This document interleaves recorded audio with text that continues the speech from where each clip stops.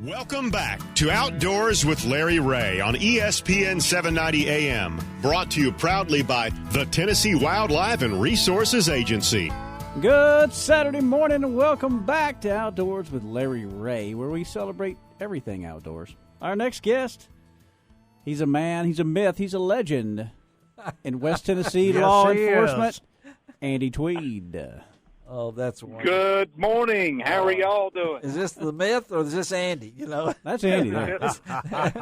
Complete myth. Oh, no. Andy Tweed. Thanks, Andy. I wanted to get Andy on this week's show because a lot of you folks might have seen on Facebook and Andy involved in a recent release of a critter that I thought was very interesting. And then Andy has been involved with a lot of critters in his almost 3 decades, I guess, with the TWRA, based out of right out here of Memphis. And so Andy Tweed, good morning, Andy. And I know that talk about this bald eagle that we all saw on Facebook. Can you give us what happened there and, a little details?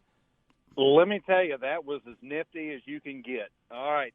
Stephen Graves, which is the officer over in Hardin County, right there at Pickwick. Right. He called me and goes, "Hey, I've got an injured bald eagle. It's an immature." He said, "But it's huge." He said, "It's a gigantic immature bald eagle, and we're not sure what's wrong with it, but it's not flying. Where do I need to take it?"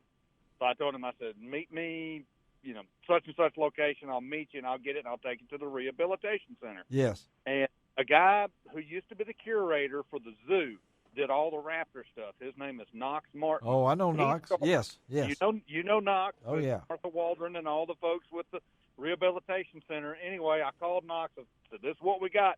He said, "Bring it. I'll meet you there in an hour." How long ago was that? That's about a month and a half ago, Okay. 2 months ago. Okay. All right. Somewhere in that timeline. So I raced over there, met him, and, got weekly updates on it. And, of course, Rodney Ward, he was going to Pickwick catching skipjack herring to bring this thing to feed it. That's Rodney, And yeah. I got the call from Knox about a week ago, and he said, "Your bird's ready to be released. Let's do it July 4th. Oh, Not a better fitting deal. So I contacted Don King out of Nashville. Yes. And, who's our Larry Ray for the TWRA. Yeah, okay. Anyway, so I contacted Larry Ray number 2. No. And anyway, got him there. I met him over in Saltillo, and there's a big chunk of TVA property over there, and we took it back, released it, got it on film, and the thing made about a 100-yard flight, stopped for about 20 minutes, caught its breath, another 100 yards, caught its breath, and then gone. Oh, right man. Right off in the wild. So how that fitting for the national symbol, to find an injured one and then release it on our nation's birthday. It was great. That is cool. And I know, Andy, this adds to your list. We talked, I know there's been a bobcat I remember that you were involved with. You were involved with what else? Well, we had the black bear that was on the Stonebridge Golf Course that I had to dart. Yes, That was in 2010. Okay. And then you remember, I think, good grief, when was that? Is it 2 or 3 summers ago? We had the one in Bartlett, had the bear that was in Bartlett, yes. then it was in Fraser, then it disappeared. Yes, yeah. And now I just got a picture, our dispatch sent us the other day, that there is now a black bear running around in Hickman County. In Hickman? Right Wow. Okay. Yep. And then, you had the manatee. We had the manatee. And, of course, you remember from, good grief, I'm trying to think. All right, in 2014. All right. I can't 2014, 2015, somewhere in there we had a real high river for a long time. Maybe even been up to even into 2018. You remember the river stayed at at or above flood stage almost until August. Yes. Well, when the water finally receded, I had some folks from the Lucy Woodstock Terminal who check all the gauges and these little pump stations that go from the DuPont plant all the way out to the Stiles plant on the Mississippi River. Uh-huh. And they called me and they said, "There's some kind of space alien tracks out here in the mud. You need to come look at them." And as soon as I got there, I was like, "Yeah, that's about an 8-foot alligator. Might ought to, keep your eyes peeled when you're working down here." And sure enough, there's a huge alligator track, and you could see where they were dragging the tails back and But yes, they were their handprints were bigger than my hands. So my goodness, yeah.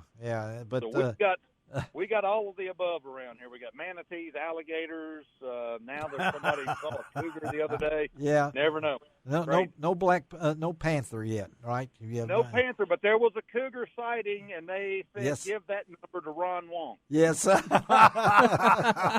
he is a cougar master. Yeah, he is. I can't believe. But yeah, we talked to Andy Tweed. But this bald eagle thing, Andy, I know. How many years now, really? How long? What's your team? I'm at 28 right That's now. what I thought. But this had to be one of you.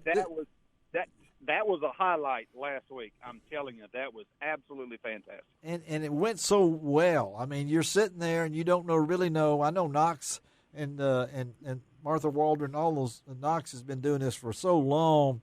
And when he says it's ready, but still. It's like saying to your young one, it's time for you to leave. And absolutely. Or say, okay, you can ride your bike without training wheels, and you know darn good and well what's getting ready to happen. Yes, yeah. And so, has anybody cited anything since then? Have you heard anything about? Nope.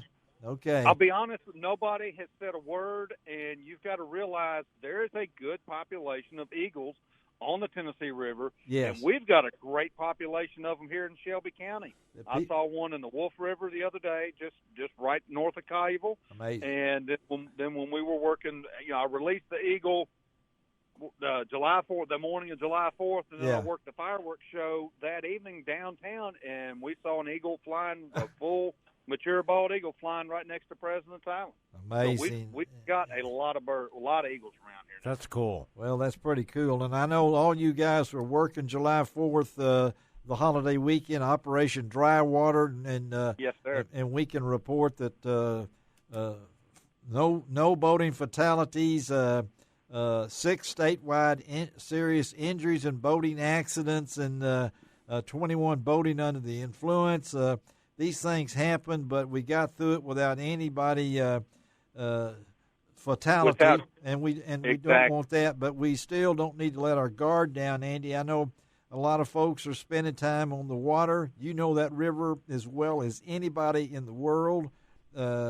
Tips right now as we go into July for somebody that we were just talking about, just bought a new boat and they're heading out in the Mississippi River. Wow, you better. All right. You want to get a new boat, you want to go to the Mississippi River, that's great. You got to look at the river forecast and see what the river stage is. And right now, I looked at it a couple of days ago, we were hovering around 16 feet. Yes. All right, that is rising, yeah. It's an extremely dangerous section because most of the dikes are just about an inch under the water at 14 feet.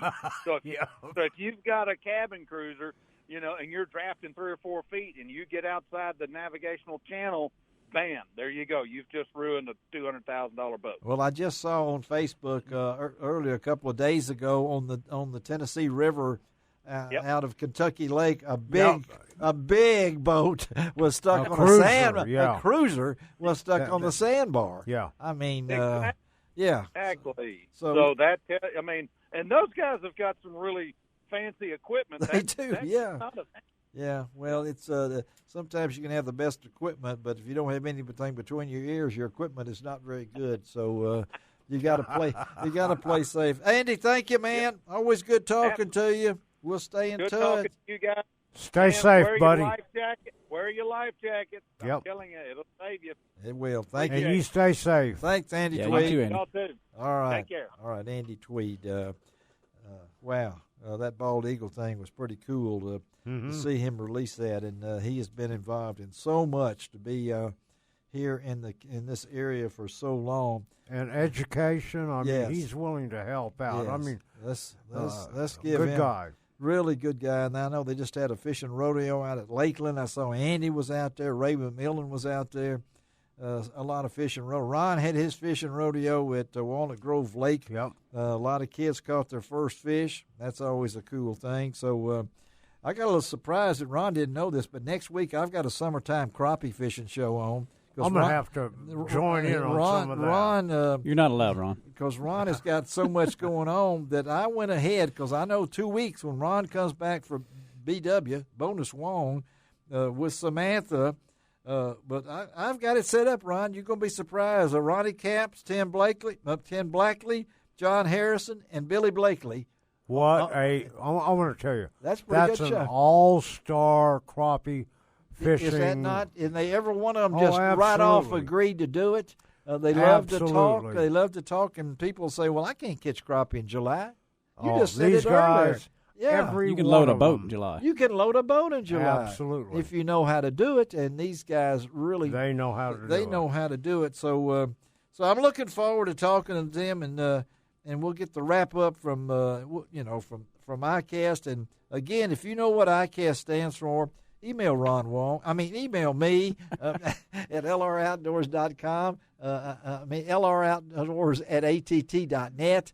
And Ron's still trying to Google it over there. We don't know what the C stands for, but I thought we'd get it before we went off the air, but we didn't do it. So and no guest. You don't have a guest, do you? Let's see. Classroom. No, it's not the classroom. So anyway, could be. I don't know. Ron is still trying. And does everybody want to know? Yeah, we want to know now. All right. International. All right. Convention of Allied Sport Fishing Trades. Oh, well, I'm glad they called it ICAST. Convention. Why didn't we think about convention? Because that's what it is. Yeah, International Convention of Allied Sports Fishing Trades. I didn't know about Allied. I might not have got that either. I didn't. I got that part. Oh, you did? Yeah, okay. Ron got that Shelby, part. thank you, Shelby, for taking care of us. Great job. Great to have Ron and John in the studio.